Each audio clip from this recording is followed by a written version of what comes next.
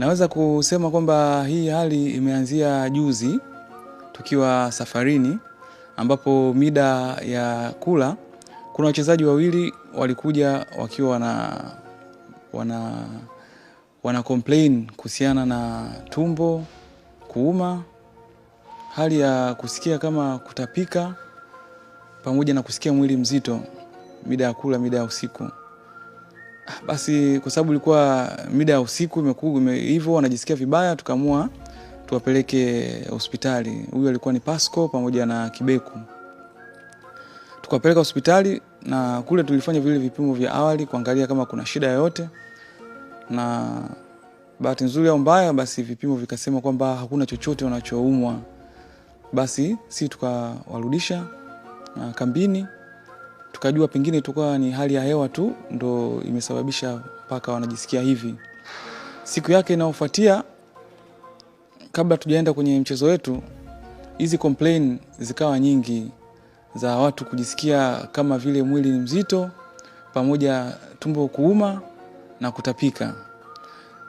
Kwetu tukawa tunahisi kwamba inaweza kuwa ni hali ya hewa au nini, lakini kwa sababu mida ilikuwa imeshaenda sana, ilikuwa ni vigumu kusema kama tutawapeleka hospitali na complain zilikuwa nyingi.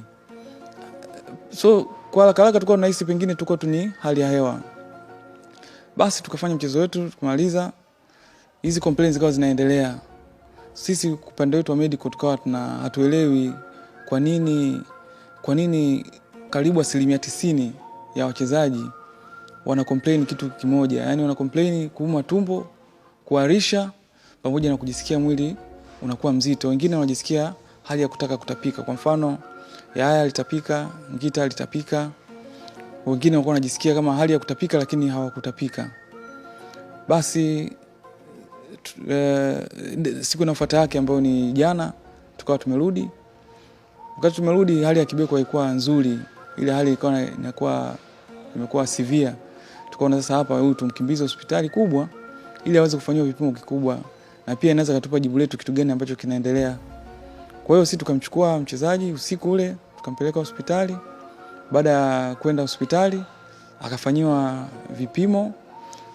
Majibu yaliyotoka kwenye vipimo, mchezaji alikuwa kila kitu alifanya, waliangalia, lakini results zilionyesha kwamba hana shida yoyote, ila figo na ini ziko under stress. Kwa mfano, kwenye figo creatine zilikuwa zinaonyesha ziko juu zaidi ya kawaida.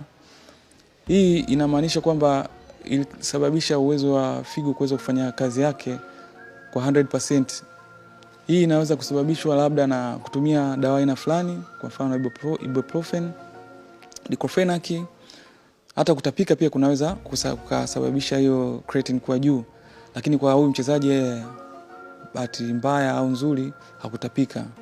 Kwa hivyo akapewa matibabu, na nashukuru Mungu mpaka sasa hivi anaendelea. Na baadhi ya wachezaji wengine ambao walikuwa hali yao sio nzuri, tumewapa mapumziko, wapumzike leo. Na wengine ambao hali yao nzuri wameendelea na mazoezi leo. Na wale ambao hawajaja, kwa mfano Faisal, Yaya, wote wanaendelea vizuri. Tunashukuru Mungu. Kwa hiyo natumai kesho watajiunga na timu, na sisi upande wetu wa medical tunaendelea kutoa matibabu na kuwaweka wachezaji wetu wakiwa katika utimamu mzuri.